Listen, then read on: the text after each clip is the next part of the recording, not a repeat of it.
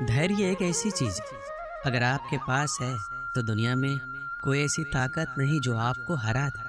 अक्सर लोग धैर्य ना रखने की वजह से हार जाते। अगर आप सोचते हैं कि हार मान लेने से आप जीवन में आने वाली परेशानियों से बच जाएंगे, तो ऐसा कभी नहीं हो सकता, क्योंकि परेशानी जीत का दूसरा पहलू है और इससे बचा नहीं जा सकता, बल्कि इसका सामना करके जीत हासिल किया जा सकता है। सच्चाई और ईमानदारी से जीती गई लड़ाई हमेशा सुकून देती, जबकि धोखे से जीती गई लड़ाई हमेशा दुख और हताशा का कारण होता है।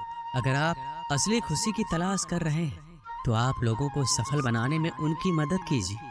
आप कभी भी किसी को धोखा देकर आगे बढ़ने में अपनी बहादुरी मत दिखाइए, बल्कि लोगों को सफल बनाकर बहादुर बनिए। अगर आप जीवन में हारने के बाद एक नई शुरुआत करना चाहते हैं तो आपको अपनी अंदरूनी ताकत को जगाना होगा और खुद में विश्वास रखते हुए आगे बढ़ना होगा। सफलता हमेशा लोगों के काम करने की क्षमता में छुपी होती है, इसलिए आपको अपनी काम पूरी क्षमता के साथ करना चाहिए ताकि आप जीवन में सफलता हासिल कर सकें। डर के साथ सफल होना मुश्किल नहीं, नामुमकिन है, क्योंकि डर हमेशा आपको अपनी क्षमता के अनुसार काम करने से रोकता है। इसलिए आप खुद को डर से दूर रखें और जीवन में सफल बने। श्री कृष्ण कहते हैं, जब कोई आपकी प्रशंसा करे तो आप खुश होने के साथ साथ और बेहतर प्रदर्शन करने के लिए तैयार रहना, वरना जो आज प्रशंसा कर रहे हैं वो कल आपकी बुराई करने के लिए तैयार रहेंगे। जो हार जाते हैं वो हमेशा एक के बाद दूसरा नया काम करने के लिए तैयार होते। शायद वो ये नहीं जानते कि बार बार नया काम शुरू करने से लोग सफल नहीं होते, बल्कि हर काम को अलग ढंग से करके सफल होते। इस धरती पर हर किसी को अच्छे दिन गिनकर मिले हुए हैं, इसलिए आप अपने मिले हुए अच्छे दिन को जीवन में सफल होने के लिए खर्च करें, ना कि दुखी और निराश होने में। खुद को आप इतना मजबूत बना लीजिए कि आपके सामने आने वाली समस्याएं कमजोर हो जाए और आप उन्हें हराकर अपने सपने को पूरा करें। जब कोई आपकी आलोचना करे तो आप उसे धन्यवाद दें, क्योंकि यही वो आदमी है जो आपको और अधिक बेहतर बनाने में आपकी मदद करता है। लोग बहुत अधिक काम करने से उतना सफल नहीं होते जितना वो एक काम को अधिक बेहतर ढंग से करने से होते। यदि आप सफल होने के लिए प्रयास कर रहे हैं तो आपको शिकायत ना करने का संकल्प लेना होगा, क्योंकि शिकायत करने वाले कभी सफल नहीं होते। यदि आप किसी लक्ष्य को पाने के लिए आगे बढ़ रहे हैं तो लोग आपसे बार बार कह रहे हैं आपसे ये नहीं होगा, और आपको इससे कोई फर्क नहीं पड़ने वाला जब तक आप खुद से ना बोलें कि आपसे ये नहीं होगा। यदि आप जीवन में एक बड़ी सफलता हासिल करना चाहते हैं तो आपको हमेशा इस बात पर विश्वास बनाए रखना होगा कि आपको तब तक कोई नहीं हरा सकता जब तक आप खुद नहीं हारना चाहेंगे। हारे हुए आदमी को दया और करुणा की आवश्यकता नहीं होती, बल्कि उसे अच्छे सलाह की आवश्यकता होती, क्योंकि आप कभी भी हारे हुए आदमी के लिए दया और करुणा की भावना ना रखें, उसे अच्छा सलाह दें। अगर आपका वक्त खराब चल रहा है तो आपको दुखी और निराश होने के बजाय इस बात पर ध्यान देना चाहिए कि आपका वक्त अच्छा कैसे होगा और आपको इसके लिए क्या क्या करना होगा। तन का हारा आदमी आज नहीं तो कल जीत जाएगा, पर मन का हारा आदमी कभी नहीं जीत सकता। इसलिए अपने मन को इतना मजबूत बनाइए कि लाख मुसीबतों के बाद भी डटकर खड़ा रह सके। श्री कृष्ण कहते हैं, दूसरों को समझने की कोशिश करेंगे तो आप कभी भी नहीं समझ पाएंगे। यदि खुद को समझने की कोशिश करते हैं तो आप खुद को और दूसरों को भी आसानी से समझ सकते। इसलिए दूसरों को समझने से अच्छा है खुद को समझा जाए। गरीब उसे नहीं कहते जिसके पास पैसा नहीं होता, गरीब तो उसे कहते हैं जिसके पास अच्छे विचार और व्यवहार नहीं होते। इसलिए अगर आप अमीर बनना चाहते हैं तो आप अपने विचारों और व्यवहारों पर ध्यान दीजिए। आपको ये सोचकर दुखी नहीं होना चाहिए कि आप अकेले हैं, क्योंकि जब आप पैदा हो रहे थे तब आपको ये नहीं पता था कि दुनिया वीरान है या लोगों से भरा पड़ा है। यदि आप चाहते हैं आपका वक्त अच्छा हो तो आप इस बात की शिकायत कभी ना कीजिए कि आपका वक्त खराब है, क्योंकि बुरे वक्त से ही आपके अच्छे वक्त का जन्म होता। आपको ये सोचकर निराश नहीं होना चाहिए कि कोई आपको त्याग दे, बल्कि आपको पूरी लगन के साथ अपने सपनों को हासिल करने में लगे रहना चाहिए, क्योंकि जिस दिन आप ऊंचाई तक पहुंच जाएंगे लोग आपको देखकर पछताएंगे।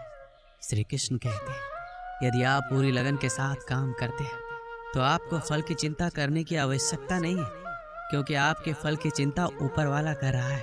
वो जो देगा अच्छा देगा। यदि आप मैदान में उतर चुके हैं तो आपको तब तक लड़ना है जब तक आप जीत नहीं जाते।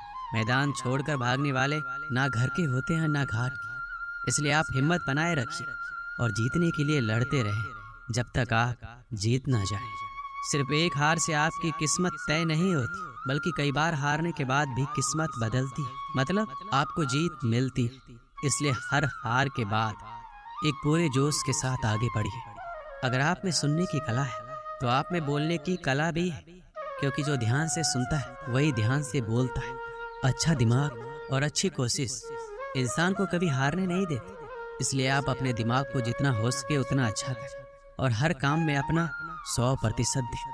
श्री कृष्ण कहते हैं, यदि आपका मन अंदर से मजबूत हो तो ये तय है, आप ना कभी झुकेंगे और ना कभी टूटेंगे, बस आगे और आगे बढ़ेंगे।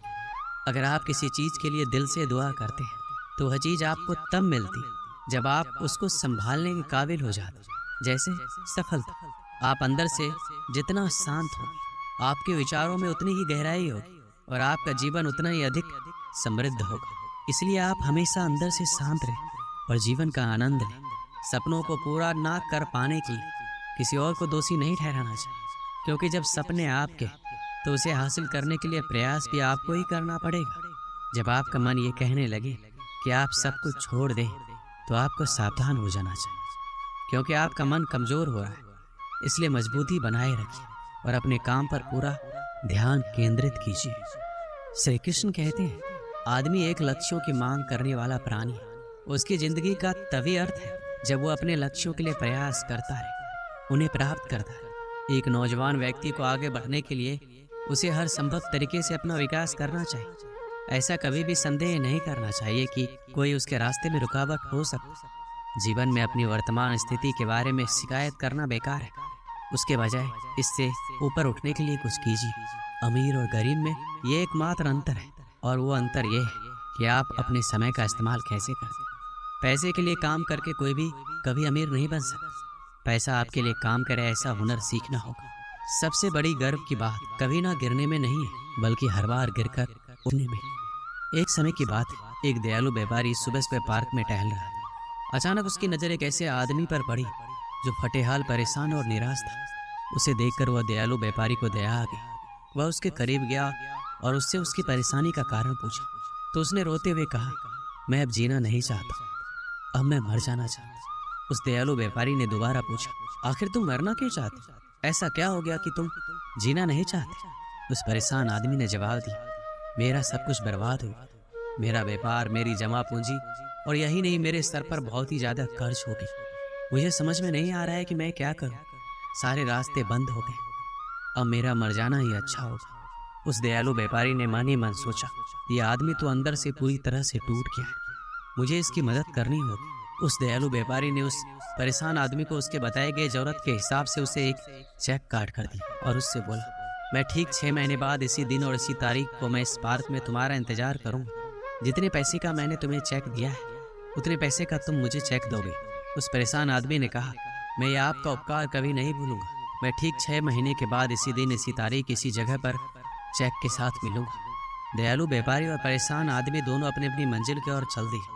परेशान आदमी अब परेशान नहीं था, वह खुश था, क्योंकि उसके पास इतने पैसों का चेक था जिससे वह अपनी सारी परेशानी दूर कर सकता। अब चेक बजाने की बारी आई तो परेशान आदमी ने खुद को समझाना शुरू किया, मैं इस चेक को नहीं बजाऊंगा, मैं इसे सुरक्षित तरीके से अलमारी में रख देता और एक बार फिर मैं पूरे जोश के साथ बर्बाद हुए बिजनेस को खड़ा करने का प्रयास करता। अगर नहीं हो पाया तो चेक अलमारी में ही रहेगा, इसे बजाकर मैं अपना सारा कर्ज उतार दूंगा। उस परेशान आदमी ने चेक को अलमारी में रखकर एक बार फिर पूरे जोश के साथ अपने बर्बाद हुए बिजनेस को खड़ा करने में लग गया। वह दिन रात कड़ी मेहनत करने के बाद अपने बिजनेस को धीरे धीरे आगे बढ़ाने लगा। लगभग 3 ही महीने बीते होंगे कि उसका बर्बाद हो चुका बिजनेस अब फिर से दौड़ने लगा।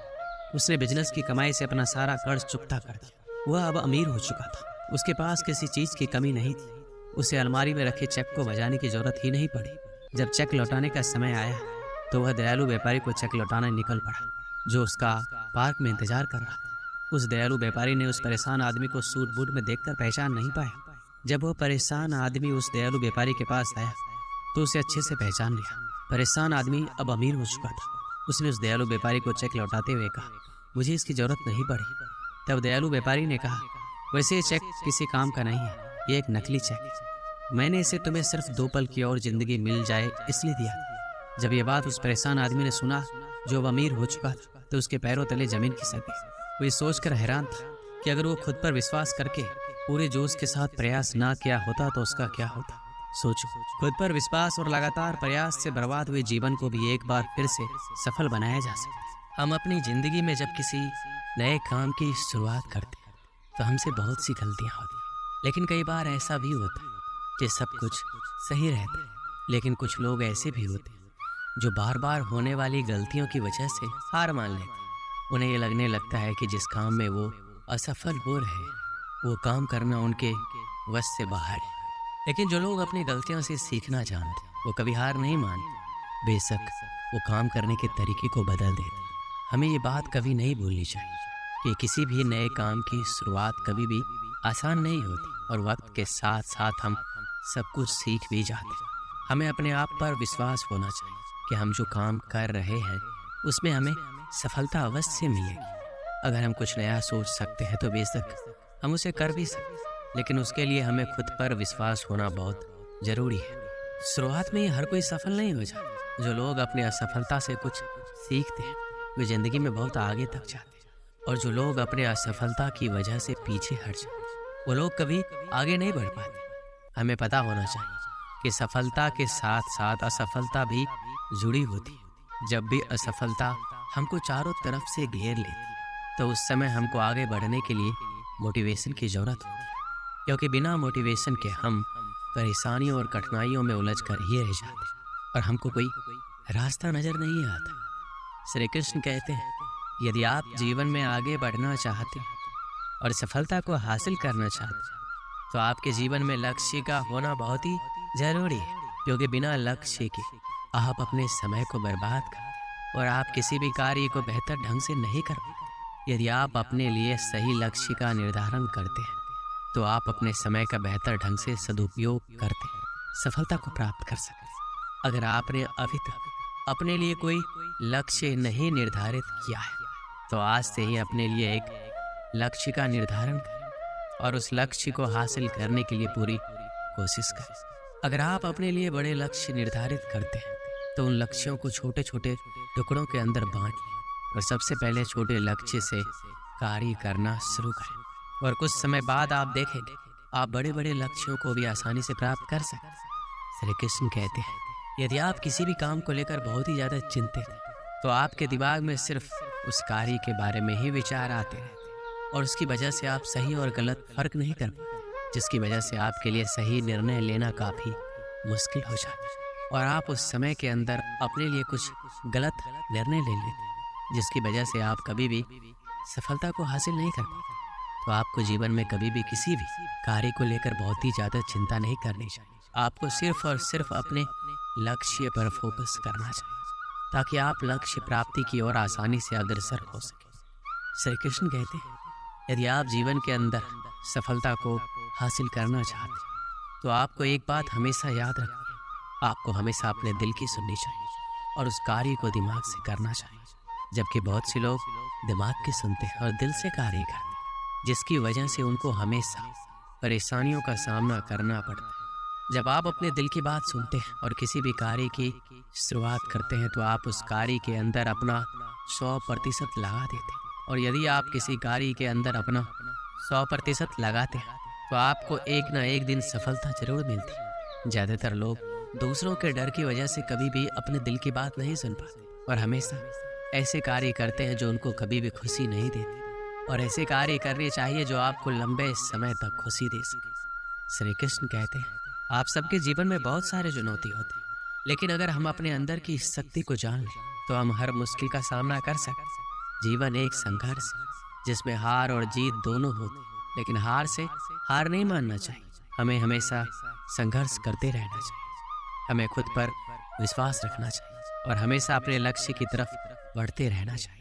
हमें अपने सपनों के लिए काम करना चाहिए और हमेशा एक सकारात्मक सोच रखनी चाहिए। जीवन में कोई भी मुश्किल हो, हमें हमेशा सकारात्मक होकर समस्या का सामना करना चाहिए। यदि हम सकारात्मक रहते हैं तो हम हमेशा अपने लक्ष्य को पूरा कर सकते हैं। श्री कृष्ण कहते हैं, सफलता कभी भी एक दिन के अंदर नहीं मिलती, लेकिन एक दिन आपको जरूर मिलती है। जीवन में आपको कदम कदम पर कठिनाइयां और मुश्किलों का सामना करना पड़ता है, लेकिन यदि आप मानसिक रूप से मजबूत हैं तो आप जीवन की बड़ी बड़ी कठिनाइयों का सामना बहादुरी के साथ कर सकते हैं। जीवन में यदि आपके सामने कितनी भी बड़ी मुश्किल क्यों ना है, आपको सिर्फ एक बात याद रखनी और आपको बोलना है कि कोई भी मुश्किल और कठिनाइयाँ और समस्या मुझसे बड़ी नहीं है। जिंदगी में हर इंसान के जीवन में एक ऐसा समय आता है जब उसको लगता है कि अब सब कुछ खत्म हो गया। तो उस समय यदि आपके अंदर आगे बढ़ने की हिम्मत होती है तो ही आप सफलता के शिखर को छू पाते हैं। अगर आप एक छात्र असफल हो जाते तो इसका ये मतलब नहीं है कि दोबारा प्रयास न करें। असफलता आपके लिए एक अवसर होती है, आप इससे बहुत कुछ सीख सकते हैं। इससे आप अधिक समझदार बनेंगे और अपनी सफलता की राह को बेहतर ढंग से समझेंगे। अपने आप को माने और दूसरों के बारे में सोचना बंद करें। अपने आप को उन सफल लोगों से तुलना न करें जो आपकी उम्र से कई गुना ज़्यादा सफल हो चुके। आपका मार्ग आपका होता है और आपको उसी के अनुसार आगे बढ़ना चाहिए। अपने लक्ष्य को समझें और उसे पाने के लिए मेहनत करें। लक्ष्य स्पष्ट होना चाहिए और उसके लिए आपके पास एक योजना होनी चाहिए। सफल होने के लिए आपको अपने आप पर भरोसा होना चाहिए। आपको अपनी क्षमताओं पर विश्वास होना चाहिए। आपके पास साधन न होने की वजह से आप असफल नहीं हो सकते। आपकी सफलता आपके अंदर होने वाले विश्वास पर निर्भर करती है। और अंत में मैं ये कहना चाहूँगा कि आप सफल हो सकते हैं। आपकी सफलता आपके उत्साह, मेहनत और विश्वास पर निर्भर करती है। अपनी सोच और कार्यों में सकारात्मक रहें और अपने लक्ष्य की ओर अग्रसर रहें। बहुत समय पहले की बात है, भारत के सुदूर दक्षिण में एक छोटा सा राज्य स्थित था। राजा द्वारा राज्य का संचालन शांतिपूर्वक हो रहा था। एक दिन अचानक उसे खबर मिली कि एक बड़े राज्य की सेना की एक बड़ी टुकड़ी उसके राज्य पर आक्रमण के लिए आगे बढ़ रही। वो घबरा गया क्योंकि उसके पास उतना सैन्य बल नहीं था जो उतनी बड़ी सेना का सामना कर सके। उसने सेनापति को बुलाया।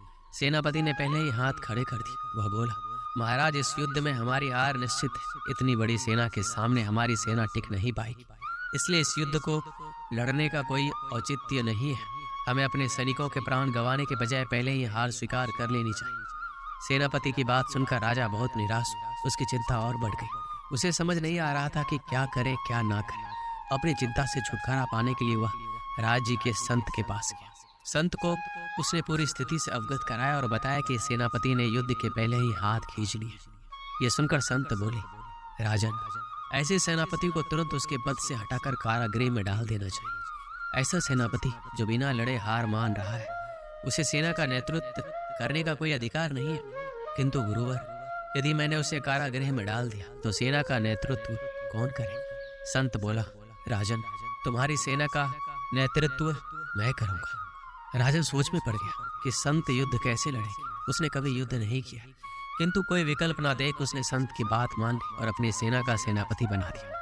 सेनापति बनने के बाद संत ने सेना की कमान संभाल ली और सेना के साथ युद्ध के लिए तैयार कर दिया। रास्ते में एक मंदिर बढ़ा।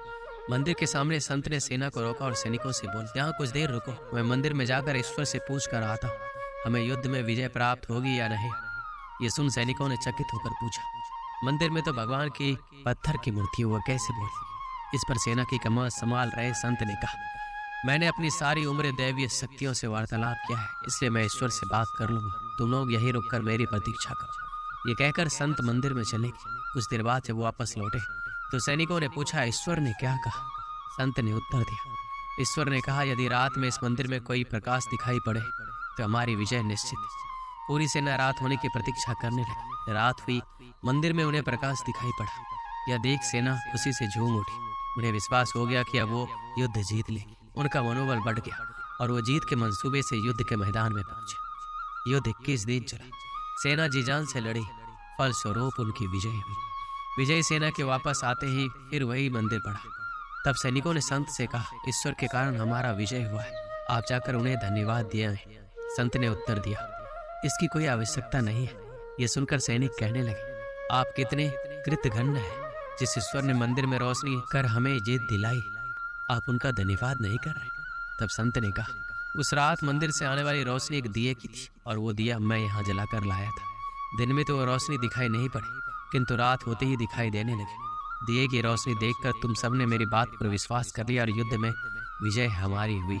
इस तरह तुम सबका मनोबल बढ़ गया था और तुम जीत के विश्वास के साथ युद्ध में गए और असंभव लगने वाली विजय तुमने प्राप्त की। इस कहानी से हमें क्या सीख मिलती?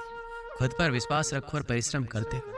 विश्वास की विजय होगी। हमारी सोच ही आगे चलकर वास्तविकता का रूप लेती है। इसलिए हमें अपनी सोच पर ध्यान देना चाहिए। सदा सकारात्मक सोचें ताकि सकारात्मक परिणाम मिले। जय श्री कृष्ण।